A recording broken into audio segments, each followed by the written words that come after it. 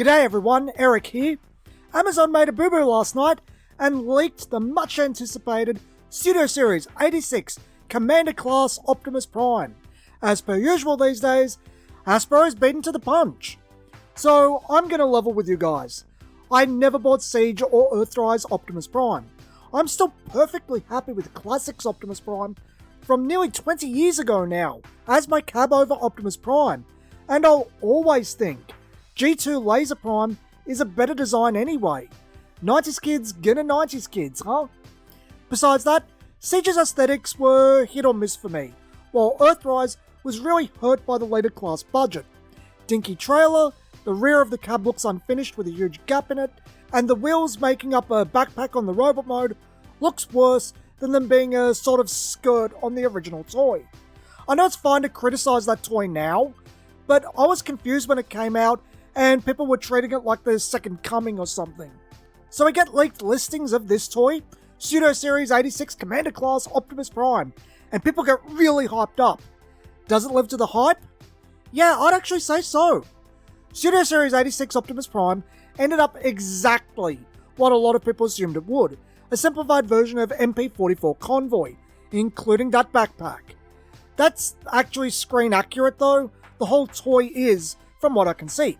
Studio Series 86 really captures the animation look from the 86 film in robot mode.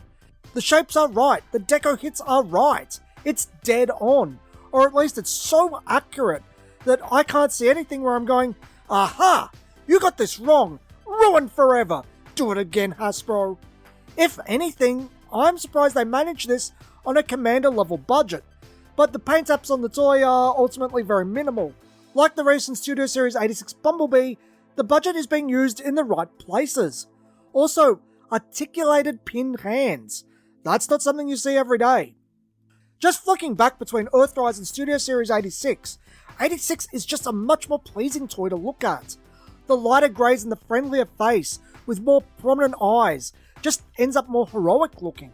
In an interesting point, it looks like the antennae are articulated and can be used to convey movement or emotion, which is an interesting touch. The face as a whole just fits that father figure Prime was envisioned to be by the writers. I think it's clear as day. Every single part of the toy was improved from Earthrise. The legs losing the grey parts on the inner shins and the pins removed from the forearms are big ones. But I think the torso benefited the most. Siege and Earthrise Optimus Prime both have an issue where their torsos look very short.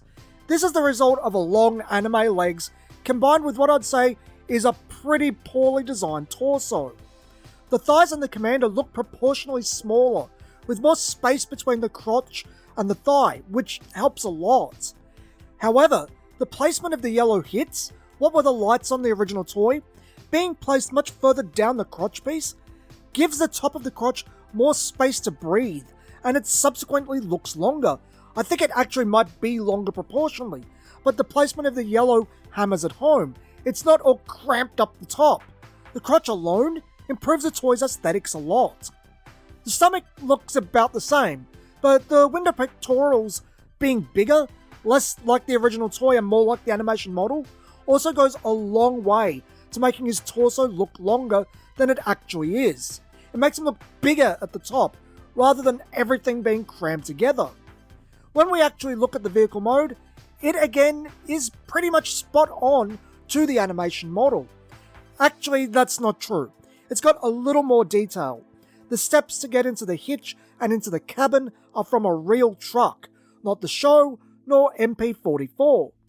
The ones into the cabin are actually a really minor detail from the original Robo Convoy toy.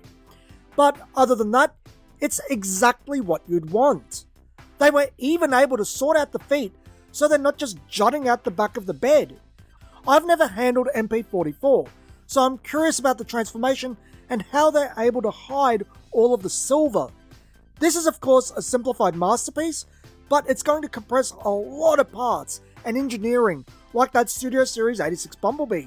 Speaking of Studio Series 86 Bumblebee, pinned wheels, just like him. That's a plus. The vehicle mode has no compromises I can see. No gaps, no weird colours breaking up the red, out of nowhere. It just looks really clean and very nice. The trailer looks a magnitude of times better than the Earthrise one too. Proper size, looks the part, brings personality to the toy. I know a lot of people say you don't need the trailer, it's just a box, but it adds to the vehicle mode. It gives it more presence and a feeling of completion. It looks like the stabilizers don't swing out to hold up the sides like they did on the original toy, but I think that's fine if it was designed with that in mind and nothing too heavy is placed on it. I'm curious about what sized Autobot cars the trailer can carry, but it's mostly decked out like the original. It's missing all the Diaclone pilot seats inside the trailer and the spring-loaded action feature, but that's to be expected. It contains a silver roller, the repair module, and space to hold Prime's accessories. I'm not sure Roller was even in the film. I don't think he was, but his inclusion here adds to the entire experience. Like the trailer itself, it makes Prime feel complete. Both Roller and the trailer have pinwheels like Optimus too. It's not hard to get Roller wrong, and he does look good. He also does everything you'd want of him. He rolls, he holds Prime's gun, and as what I believe is a holdover from the Earthrise toy, he holds the repair module. The rest of the accessories are Prime's gun, which is cast in a dark metallic grey, looks nice, looks spot on. The gun comes with a blast effect to look like it's firing, and I'm pretty sure that's a new piece. He actually seems to come with multiple of that effect, judging from a picture of the repair module using two. He also comes with his Energon axe, something not from the original toy and only appeared in one episode of the cartoon. It's an inclusion, but not one I've ever really understood, but it's here and I think it's iconic now. Finally, a couple of blast effects to replicate the scene of the film where he's transforming in midair in the famous aerial gun firing scene. Overall, I think it's a perfect Optimus Prime package for general retail, at least from first glance. Maybe it's a pain in the bum to transform. We won't know till someone gets it in hand. I can't see anything I'd say this Optimus Prime does wrong, or that you'd need another Optimus Prime, at least of the G1 form, ever again. The latter point is actually concerning though. As we all know, Hasbro is on infinite repeat now. Old things again and again, nothing really new with a big push or enthusiasm. It's not the 2000s anymore.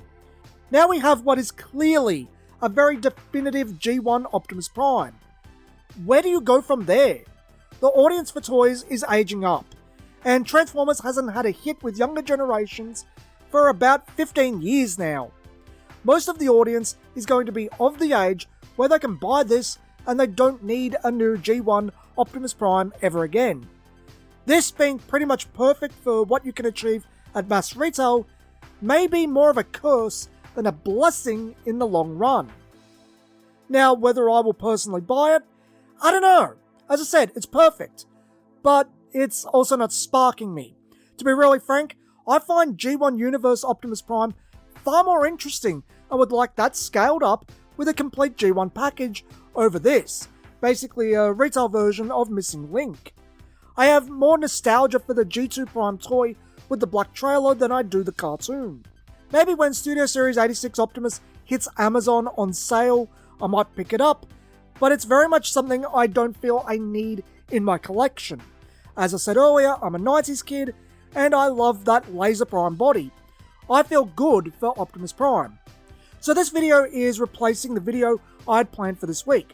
I was having issues producing that video, and this one, even with a quick write-up, was far easier on me. I've had a lot going on with vets and other personal affairs. The video I intended for this week will go up next week. I will also be starting a Patreon around that time. I'm going to put a companion commentary there for every video I make as exclusive content. The thought process behind the video, how it came to be, things that were cut from the script for pacing, etc. I think there may be an original cut of a video coming out later that I'm currently reworking. It'll find its way there too. I'll talk about this more in the community tab when I have it set up. If you enjoyed today's video and want more toy content, be sure to like and subscribe, it helps out a lot. Till next time friends, this has been Eric from Toys Down Under, and thanks for watching.